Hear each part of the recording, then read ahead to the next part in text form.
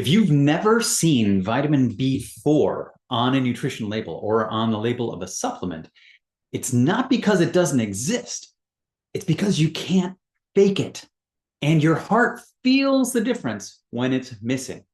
In this video, I'm going to go over vitamin B4 and why it's so important, why it's been missing, and how it got this gentleman to send me this video where he's got 100 pounds around his waist doing chin-ups after incorporating vitamin B4 into his diet.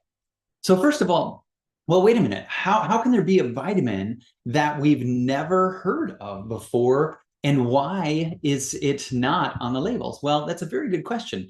When they're putting in saying things on a label, they're looking for a certain chemical structure, one very specific one. Now, if they were to have ignored and said that vitamin B4 doesn't exist, vitamin B5, pantothenic acid, would be listed as vitamin B4. But there was some challenge in being able to identify that. And the reason is it's the living piece. It's what comes from whole food sources. And now, to my knowledge, the best whole food sources are 4 different things that most people aren't eating enough of, quite honestly. The number one is beef liver. Now, I'm not saying you should be chowing down beef liver every day, but what I am saying is that it is a good source of vitamin B4 and a lot of other micronutrients. For a while in history, we just started eating only the muscle meat of animals. What we're missing out is a lot of micronutrients in the glands and organs of those animals. And so there is some value to that. But if that grosses you out and you're the person who says, "Ugh, I can't do that," and a lot of vegans out there are definitely needing a source of vitamin B4 too, nutritional yeast is one of the absolute best sources for it. In fact, it's got almost every vitamin B in it. So nutritional yeast is really a great way to supplement your diet, to add into your diet to make sure you're getting those things. Now, the other 2 actually tell an interesting story.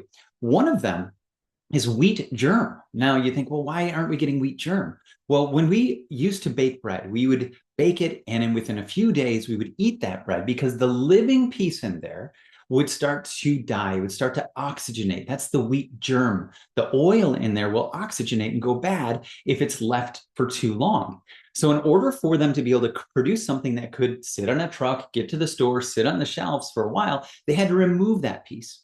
Anytime we remove anything from its source of life, if we take anything out of the ground, any plant out of the ground, it starts to die. And that's very interesting to note about that piece because it does bring a lot of life to a lot of things. So unfortunately, this hasn't been available in almost all commercially made bread for almost a century.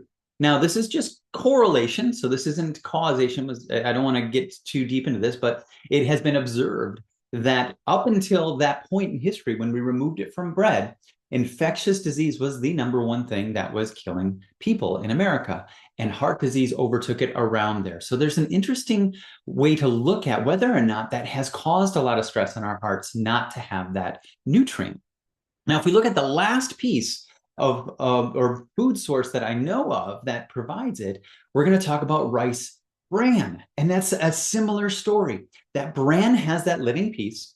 And so what has happened over time is that people had removed that so that that polished white rice could live without dying, right? It could exist without going bad. And so they removed that B4. Now there is a disease that literally translates into I can't, that they described when there would be a missing vitamin B1, and that's beriberi. But what I think we should really re-examine is whether or not it was the B1 and B4 combined that were missing, that were causing the ability or the inability for someone to have the muscle tone.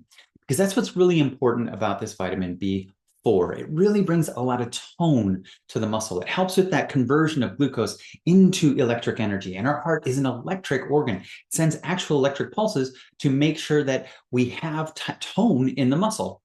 Now, I do have a lot of people with some great experiences bringing this and finding this nutrient in their life, because there is one nutrition supplement that I have found that has prepackaged all of these foods into a tiny little ready-to-eat meal like this. So within this, there is beef liver, there is nutritional yeast, there is rice bran, and there is wheat germ. Now, there's also four other things in here. We're talking about beets, organically grown beets, sweet potato, organically grown carrots, and adrenal support as well from adrenal glands. Now, when you look at this tiny little capsule, you think, wow, that's like the future. We've got all of these foods crammed into this tiny little meal, and it's very interesting. But when I have some people who have discovered the difference and how this brings energy to them, I'm always reminded of this lady who is an executive who will not go into a meeting now without taking it, because she says she actually feels like she hulks out, like mentally hulks out when she takes it, and it brings all this energy to her. And I think that's really cool. And because it's been missing from people's lives so much, we wanted to see, is this really true? Is this thing that is bringing energy? Is this the thing that is truly making a difference in people's lives? So we created this silly thing, because we like to have fun, called the B-Core Challenge. I'm actually wearing one of the buttons that we made for this. We actually made postcards because we wanted people to send us their results after they completed what we call the B-Core Challenge. And what that was is saying, like, if you haven't been getting this in your life, maybe you'll experience something dramatic if you bring in a lot. And so what I would suggest that people do is, since this is such a tiny little micro dose of food, I was actually suggesting people eat these, because it is food, up to 15 a day. And you go, whoa, wait a minute, 15 a day? That's just bananas. But if you look at this tiny little thing here, 1/8 of it is each of those 8 foods, roughly, as we're describing this. So if you were to eat 8 of these, you'd only be eating that much carrot. You'd only be eating that much beets. You'd only be eating that much sweet potato. When is the last time you only ate that much? So you're still, in a way, only microdosing when you're eating that. So I would have these people do this challenge just to see what would change. And I would get so many great reports of changes in anxiety and energy. But I want to share with you again the results that I saw emailed to me by Chris when he finished his challenge. And this is what he said. Look, performance progress with B-Core. He sent me this email saying, hey, my deadlift, my 1 rep max went from 475 to 515. My squat 1 rep max went from 335 to 365. My 1 rep max was 285, but he didn't have a starting weight recorded. And finally, his incline bench was the highest weight done, 245 for 1 set of 5. These are tremendous changes. Now, full disclosure, when he started to feel good on this, he didn't just do the 15 a day for a week.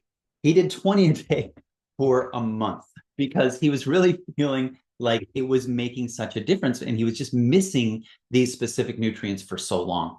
And here's how I kind of describe that to people. I say, look, if you're riding a bicycle with your friend and their tires fully inflated, but yours going flat, you've got to work a lot harder to be able to keep up with your friend. And if you pulled over and you put 1 pump of air into your tire, you might not notice the difference. But if you put 15 pumps in there and you did that every day, you might be able to notice a difference in how you're running. Now, it's just a silly analogy. And we like to do silly things like the B-Core Challenge and just things to help people have this experience with food and understand that it can truly be the difference between you living a life that is full of energy and thriving, or just kind of getting through the day. So if that's you, if you're somebody struggling with any of those things, you might be missing this very specific nutrient that you can't find on labels. And if you're not eating those foods, well, I would encourage you to think about eating those foods and seeing how it makes a difference. If you don't want to eat those foods, again, that's why I always encourage people to say, look, it's already been pre-prepared for me. This is how I eat it. I'm just reminded of another doctor in California that I introduced this to, and she keeps a bowl of them on her desk and just snacks on them like candy all day long, because she has felt such a tremendous change in finding that nutrient. Now, there's so many nutrients once we dig deep into our physiology that we can start to understand if they're missing, everything's going to slow down. And this is probably one of those that are the most likely ones that are missing. And when we think about the importance of that tone of the heart, we understand that this is probably one that's super important for heart health. Now, there is something that we do here called the endocardiograph. It's a heart sound recorder that shows the length of the sound. And if you have the opportunity to ever have your heart sound done, I encourage you to check that out. I do mine quite regularly, and that gives me some good indications as whether or not I am nourishing my heart appropriately, specifically with vitamin B4.